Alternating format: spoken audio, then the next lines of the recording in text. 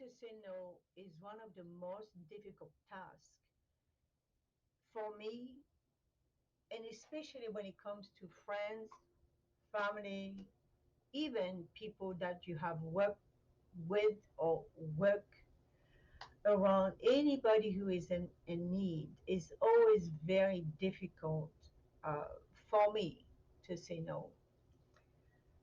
So let me share with you this story, and I really hope that it would be a good lesson to learn because I have learned.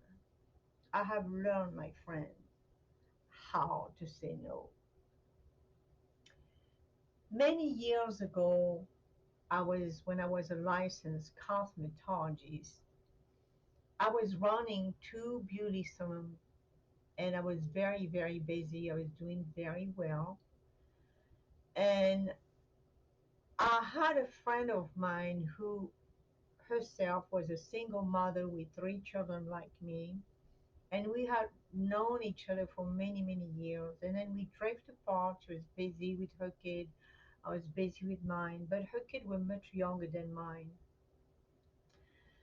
And one day I hear the phone ring and she was crying, screaming, and telling me her entire life story. She was telling me that her husband had thrown her out and she had kept two children and she had one daughter with her.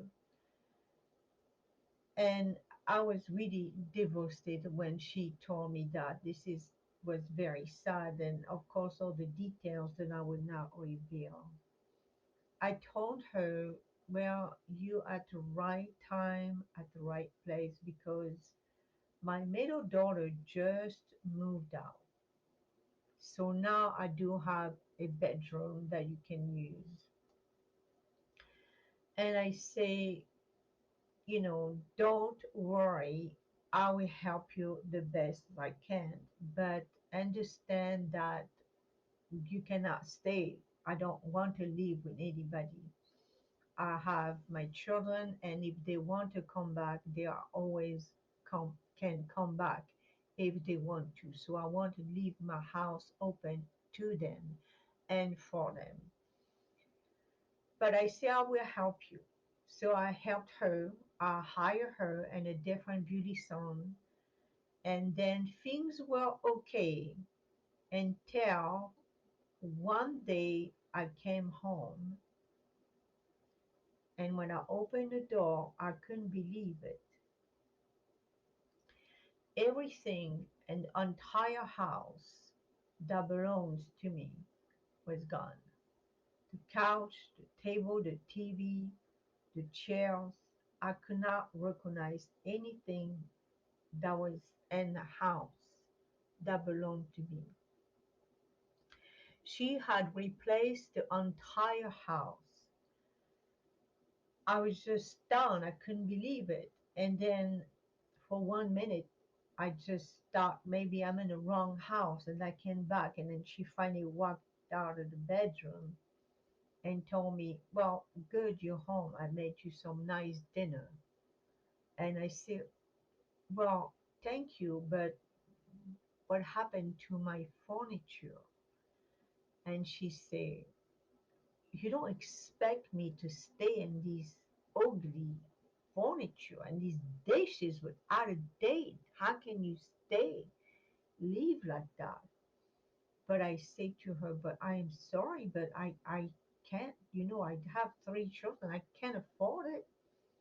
I mean, I have a good job, but I can't afford to have fancy furniture. Those are very nice furniture. And she said, well, those are my furniture. But it never came to my mind to ask her 1 minute, how did you get all this furniture? So I didn't say anything, but I say, well, what happened when you move out? And she said, don't worry, when I move out, I will replace everything. So I didn't say anything. There was nothing that I could say. I had to keep working. I had to keep myself busy. I always been the type of person that keep progressive and focusing on what needs to be done. If so I did. But things got worse and worse and worse. One day I came home and I could smell the smoke and TV was everything was loud. And then when I knocked into her bedroom, that was my master bedroom that I let her have. She was with her, I don't know, her boyfriend, I don't know who was this man. They were both smoking and having a good time, and it's okay, but that is not what I signed up for. And I told her, I'm sorry. I really told you that one, you cannot have anybody in this house, a man, because if when my kids come to visit, I do not want to have a man in the house. And second, I don't want smoke. I don't like smoking in the house. So she said, well, don't worry about it. I'm going to go and smoke outside. So I didn't say anything. But then the things got so difficult. She totally behaved like she was running the house. She was not helping on buying groceries, but demanding me that we have no chicken. We need steak on Friday. I have to have steak on Sunday. I have to have chicken. And she was like, I need to have my nails done and you need to give me a haircut. And I totally felt like I was flipping Cinderella.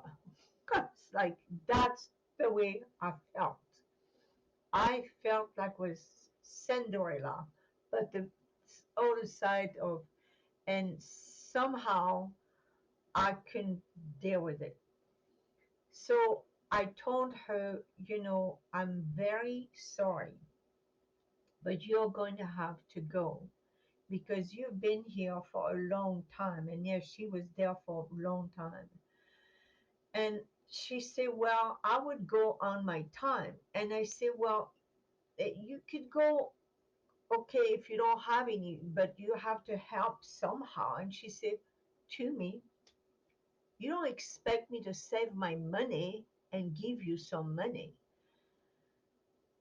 And I said to myself, well, this is has to stop. I'm sorry, this is has to stop. So I told her, I did put everything in writing, and I told her, you're gonna have to go because I want to help you, but not forever.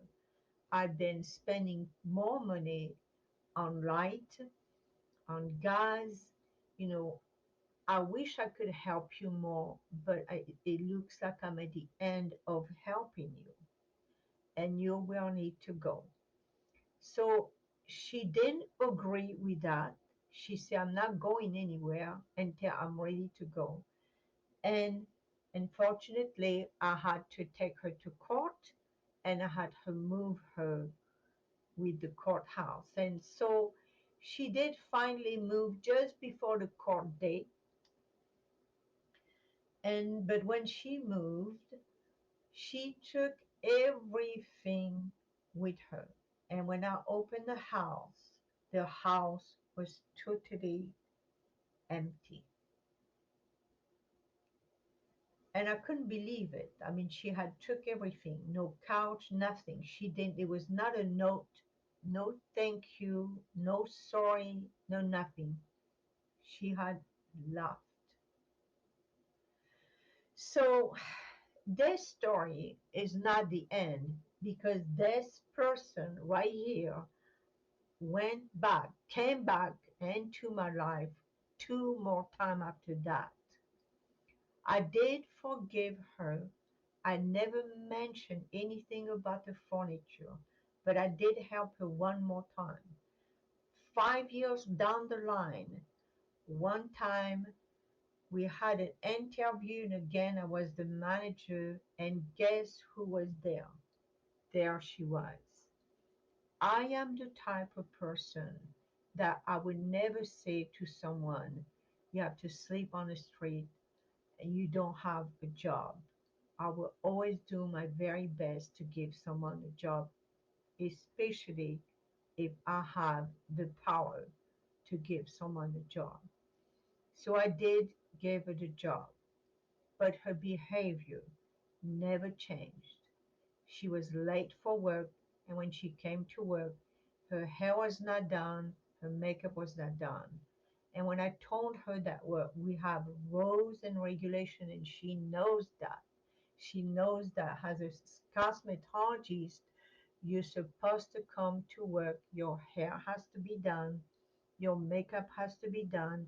You don't come and do your makeup, you're here for the customer, not for you. So she threw a fit, and unfortunately, for the second time, I didn't have to take her to court, but I had to fire her. I did give her a good recommendation because she was a very, very good stylist. My friend, this is not down the story.